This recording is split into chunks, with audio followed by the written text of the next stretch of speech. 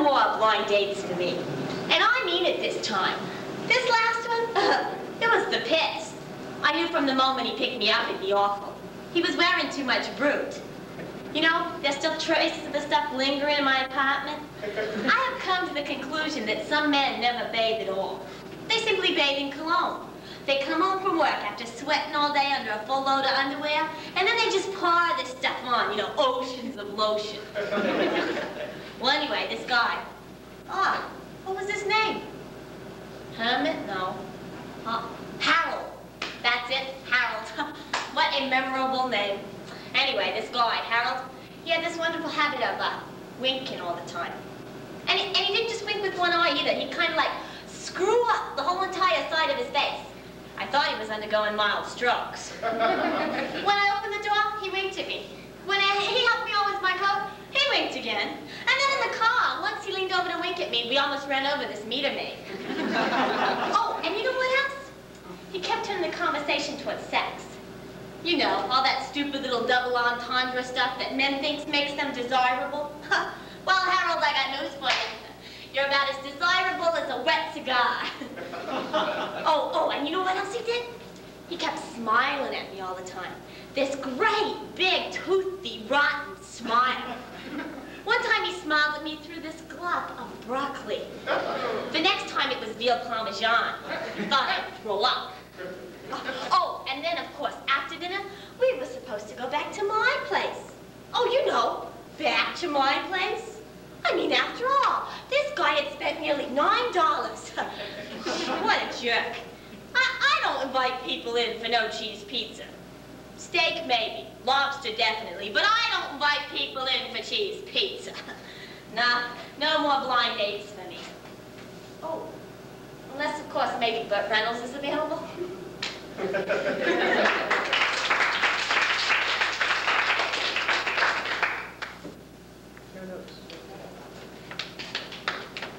I go to the laundromat to do a wash, and in my wash are 8 pairs of socks. And out of my wash comes 6 pairs of socks, 1 black sock and 1 blue sock. So the next week, I go to the laundromat to do a wash, and in my wash are 6 pairs of socks. And out of my wash comes 4 pairs of socks, 1 green sock and 1 gray sock.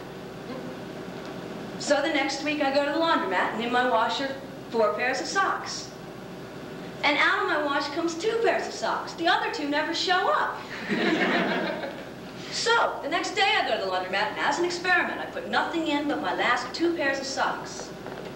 And out of my wash comes a body stocking. And in the body stocking, there's a note, and the note reads, "Quit trifling with the laws of nature and bring the machine more socks." Well,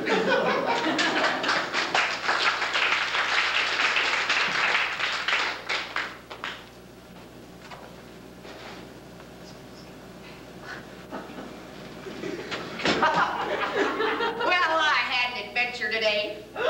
Went into town, thought I'd shake 'em up a little. So I went to find me a topless bathing suit. Yes, I did. I went straight up to, what's their name's department store. And I went straight up to the swimwear, as they call it, department. And honey, let me tell you, I got me this 1890s school teacher type who wondered what she could do for me. And I felt like telling her, "Not much, sweetheart." But instead I said, "Hello there. I'm in the market for a topless bathing suit." "A what?" she said, and I didn't know whether to take it as a compliment or not. "Well, a topless bathing suit," I said. "I don't know what you mean," she said, giving me a look like she was seeing the local Mad Men for the very first time. "Course you do," I said. "No top, stops at the waist, latest thing, lots of freedom." "I'm afraid we don't carry those," she said. "Well," I said, "you got any separates?" "Those we carry," she said. "Those we do." She goes underneath the counter, and I say, "Well, I'll just take the bottoms of one of those then."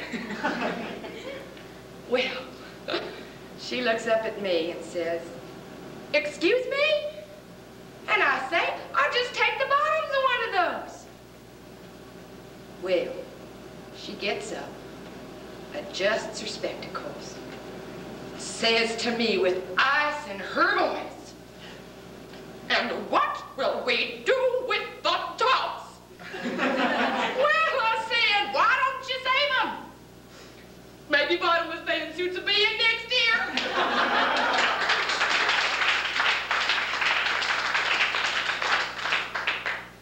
You know, there are times when we just happen to be sitting there quietly watching TV.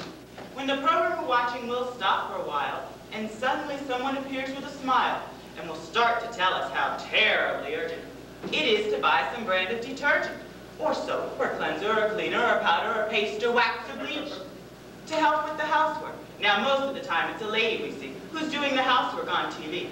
She's cheerfully scouring a skillet or two, or she's polishing pots so they gleam like new, or she's scrubbing the tub, or she's mopping the floors, or she's wiping the stains from the walls and the doors, or she's washing the windows, the dishes, the clothes, or waxing the furniture till it just glows, or she's cleaning the fridge, the stove, or the sink, with a light-hearted smile and a friendly wink.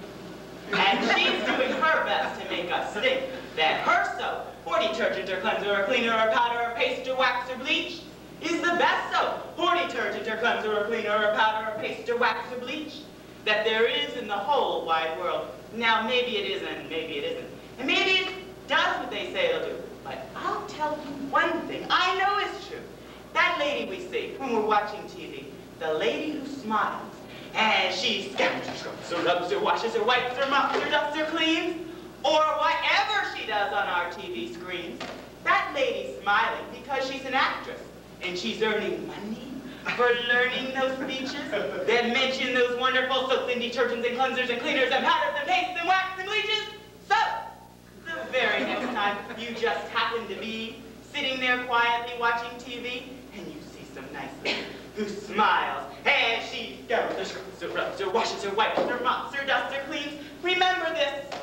Nobody smiles but those ladies you see on TV, because even if the soap or detergents or cleanser or cleaner or powder or paste or wax or bleach that you use is the very best one, housework is just no fun.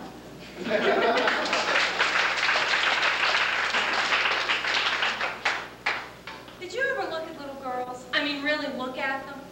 You take two little girls. One's all pink and round and rosy, with yards of eyelashes. And the other one is thin and pale and bony, with wispy hair and two little ears poking through like the handles on a sugar bowl. Now, which one of these two little girls is going to have to wear braces on her teeth? You got it. That was me. Band-aids on my knees, braces on my teeth, freckles on my nose. For 2 years running, I got picked to play the consumptive orphan in Michael O'Halloran. That was typecast. Well, I never really worried about it because I knew that I'd grow up to look like my sister Clara. Clara was beautiful. She had bright red hair and these big, beautiful brown eyes. And she always had that faintly startled look, like she had just come out of a dark theater into the sunlight. People used to be so busy staring at her that they would forget to finish their sentences. Well, I thought of it as insurance. One day I was measuring myself. I was about 14, stood up against the wall, and I realized I hadn't grown an inch in an entire year. And then it dawned on me. I was up. And I didn't look anything at all like Clara. I went running to my father and I said, "Daddy, when am I going to look like Clara?" The poor man didn't know what to say. He looked at me and finally he said, "But darling, we wouldn't want two Claras. You're the bright one." Well, now that did it. I could have stood being plain, but plain and bright? In my high school, that was a beautiful combination. I used to pretend I was Kathy in Wuthering Heights. You know, I dreamed that there was this strange, dark man that his heart was just silently pining away for me.